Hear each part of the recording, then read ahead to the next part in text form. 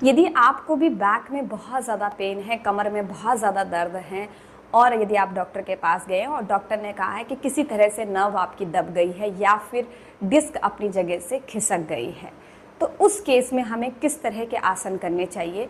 तो मैं back pain के लिए बहुत सारे आसन नहीं बताने वाली हूँ आज, मैं सिर्फ एक आसन आपको बताऊँगी जो आपकी दबी हुई नस को ठीक कर सकता है, आपके डिस्क की खिसकने की प्रॉब्लम को ठीक कर सकता है, साथ में ही आपके जो भी स्पाइनल कॉर्ड से जो नर्व्स निकलती हैं उनमें ब्लड सर्कुलेशन को अच्छा करेगा, उन्हें सेपरेट करके अपने अपने मतलब काम को अच्छे से करने के लिए प्रेरित करेगा। यानी बैक पर सबसे ज़्यादा असर डालने वाला है ये आसन और आपके कमर दर्द की समस्या को खत्म करने वाला है ये आसन। तो शुरू करते हैं इसका अभ्यास।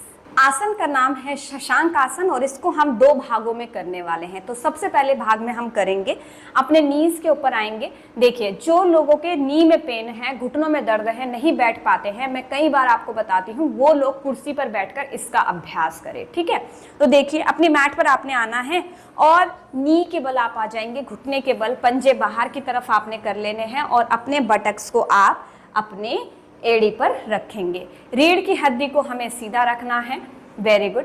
अब देखिए सबसे पहले क्या करना है, वज्रासन की हमें पोजीशन ले लेनी है शशांक आसन करने के लिए। ये वज्रासन में हम बैठ के अब आगे बढ़ते हैं शशांक आसन करने के लिए। तो शशांक आसन करने के लिए पहले लंबी गहरी सांस भरते हुए हाथों को ऊपर उठाएंगे और सांस छोड़ते हुए आगे की तरफ हमें झुकना है। Very good, very good, very good. और अपने माथे को मैट पर रखेंगे। देखिए मैंने कोहनी जो है वो ज़मीन पर रख दी है, हाथों को बिल्कुल ढीला छोड़ के रिलैक्स किया है। आप भी इसी तरह से रिलैक्स करेंगे। यदि सर ज़मीन पर नहीं जाता है तो आप इस तरह से हथेली को मोड़कर या फिर हाथों से ऐसे मुट्ठी बनाकर अपने माथे को अपने हथेली पर, हाथ पर ऐसे रख सकते हैं। बहुत अच्छा। अब देखिए इस आसन में क्या होता है, जो रीढ़ की हड्डी होती है उसमें खिंचाव आता है। खिंचाव आने से क्या होता है, जो भी हमारे नर्वस सिस्टम होते हैं वहाँ से, जो स्पाइनल कॉर्ड से जो भी हमारी नर्व्स निकलती है उनमें ब्लड सर्कुलेशन अच्छा होता है। जो भी नस दबी होती है खिंचाव आने से वो सेपरेट होती है और हमारा बैक पेन खत्म होता है। इसके अलावा जिन लोगों को भी डिस्क खिसक जाती है उसमें भी ये बहुत ज़्यादा हेल्प करता है और डिस्क को अपनी जगह पहुँचाने में ये आसन आपके लिए बहुत मददगार होता है। नियमित रूप से इसका अभ्यास करें। 1 मिनट तक इसकी होल्डिंग करें और धीरे धीरे होल्डिंग को 2 मिनट तक लेकर जाएं। जब होल्ड करें तो ब्रीथ को नॉर्मल रखिए। अब धीरे से इनहेल, हेड अप और फिर हाथों को सीधा करिए और धीरे धीरे सांस भरते हुए हाथ को ऊपर उठाएंगे और सांस को छोड़ते हुए हम हाथ वापस नीचे लेकर आ जाएंगे। तो ये था शशांक आसन का पहला भाग। अब दूसरे भाग में क्या करना है, हाथों को ऐसे खोलिए शोल्डर लेवल पे, दोनों हाथ को कमर के पीछे ले जाइए और सीधे हाथ से उल्टे हाथ की कलाई पकड़ लीजिए।